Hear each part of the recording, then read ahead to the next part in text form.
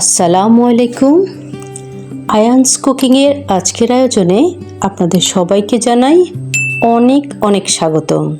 এখন চারদিকে কাঁচা আমের মৌ মৌ গন্ধ, আর এই আমের সিজনে টক ঝাল আচার তো অনেক খাওয়া হয়, কিন্তু কখনো কি কাঁচা আমের মিষ্টি ট্রাই করে দেখেছেন?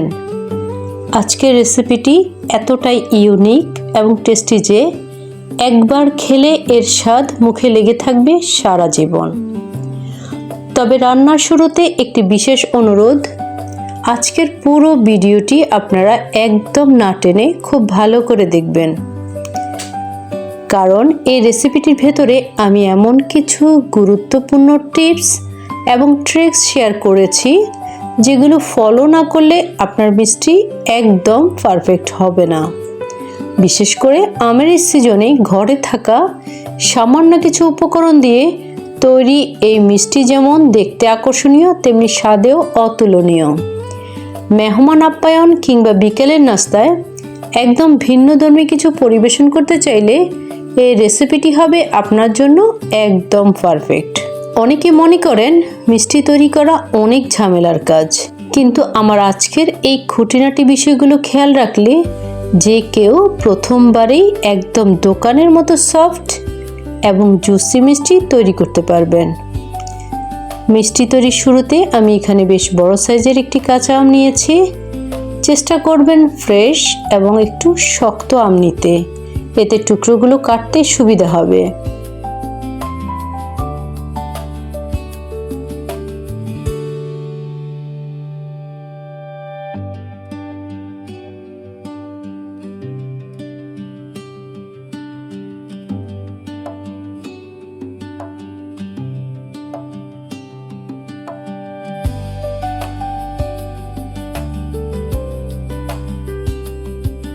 আমটি ভালো করে ছিলে পরিষ্কার করে নিয়ে একটি পিলারের সাহায্যে একদম লম্বা এবং পাতলা করে টুকরো করে নিচ্ছি।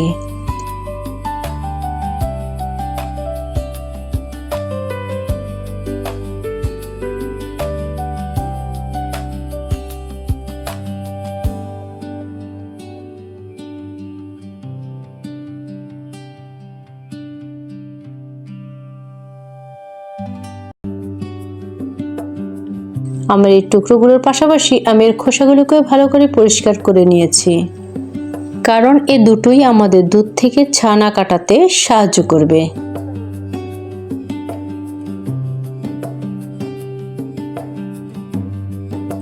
কাঁচা আমের ন্যাচারাল টক ভাব যখন দুধের সাথে মিক্স হয় তখন খুব সুন্দর একটি টেক্সচার তৈরি হয়, যা মিষ্টির স্বাদকে অনেক গুণ বাড়িয়ে দেয়।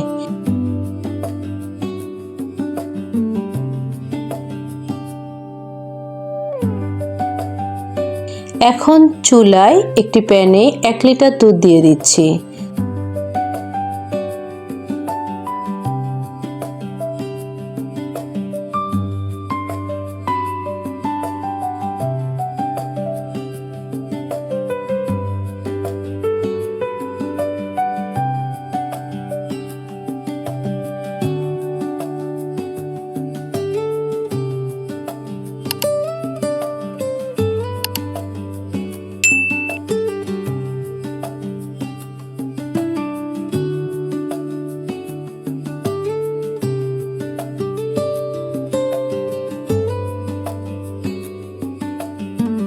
দুধটাকে ভালো করে জাল দিয়ে কিছুটা ঘন করে নিতে হবে।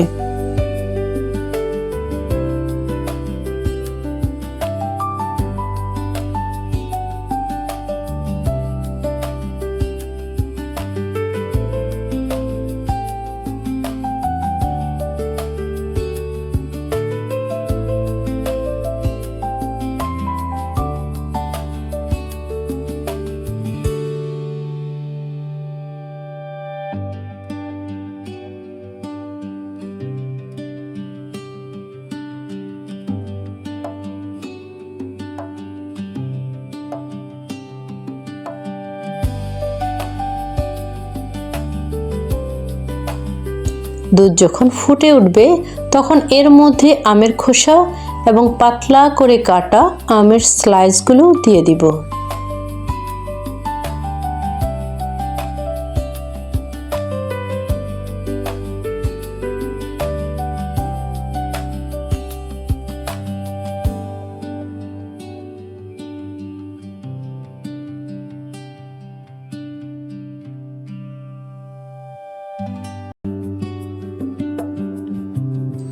আমের টুকরোগুলো দেওয়ার পর কিছুক্ষণ নাড়াচাড়া করলেই দেখবেন দুধটা খুব সুন্দরভাবে ফেটে ছানায় পরিণত হচ্ছে। আলাদা করে ভিনেগার বা লেবুর রস দেওয়ার ঝামেলা নেই বলেই এই মিষ্টির ফ্লেভারটা একদম অরিজিনাল থাকে।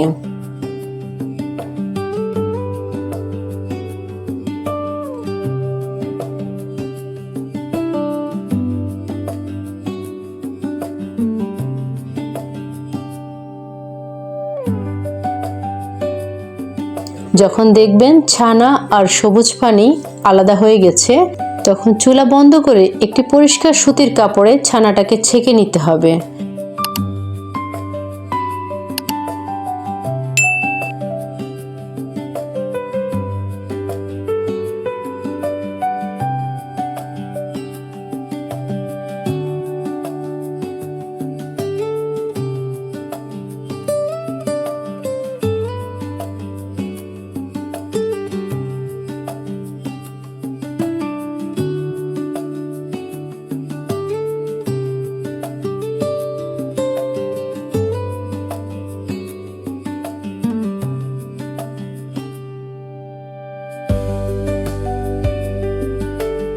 ছানা থেকে পানি বের করার সময় খুব বেশি তাড়াহুড়ো করা যাবে না, বরং একটু ধৈর্য ধরে চিপে চিপে সম্পূর্ণ পানি বের করে নিতে হবে।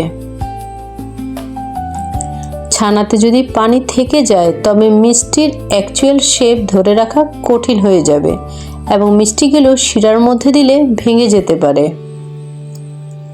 আপনারা যারা এতক্ষণ পর্যন্ত আমার ভিডিওটি দেখছেন, অর্থাৎ ভিডিওর এই পর্যায়ে চলে এসেছেন কিন্তু এখনও আমার চ্যানেলটিকে সাবস্ক্রাইব করেননি এবং ভিডিওতে একটি লাইক দিতে ভুলে গেছেন, তারা প্লিজ এখনই ঝটপট সাবস্ক্রাইব এবং লাইক করে ফেলুন। আপনাদের এই ছোট ছোট সাপোর্টগুলোই আমাকে নতুন নতুন এবং ইউনিক রেসিপি নিয়ে আসার অনুপ্রেরণা দেয়। পানি ঝরানো হয়ে গেলে ছানাটাকে একটি ছড়ানো প্লেটে নিয়ে খুব ভালো করে মথে নিতে হবে।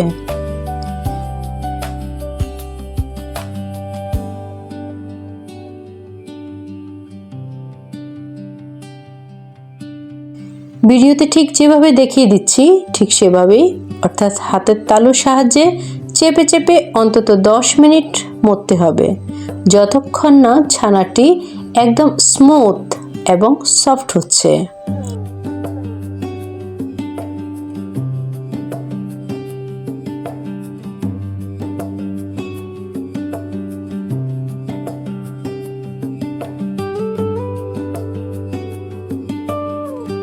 ছানার মধ্যে যেন কোনো দানাদার ভাব বা দলা না থাকে সেটা নিশ্চিত করা খুবই জরুরি।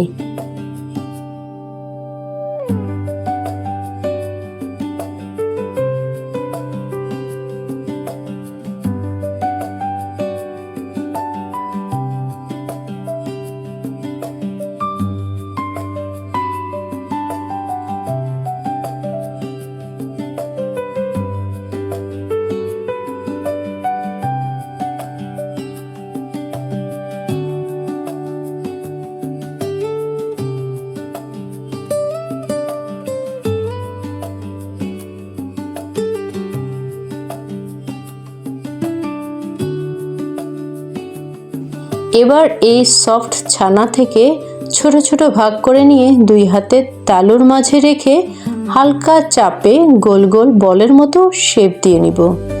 খেয়াল রাখবেন যেন মিষ্টির গায়ে কোনো ফাটল বা ক্র্যাক না থাকে। একদম মসৃণ লুক আসলে বুঝবেন আপনার ছানা মাখা পারফেক্ট হয়েছে।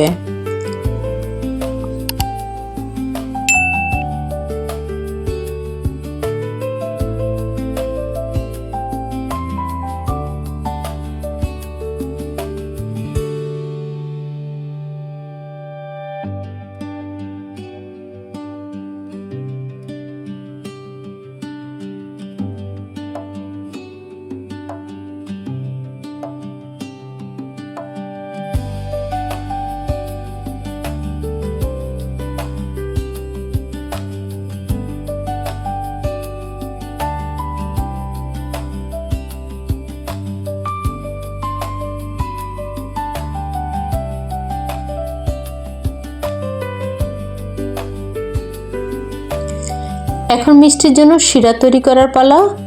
চুলায় প্যান বসিয়ে তাতে 2 কাপ পানি, কয়েক টুকরো আমের পেস্ট এবং 1 কাপ চিনি দিয়ে দিব।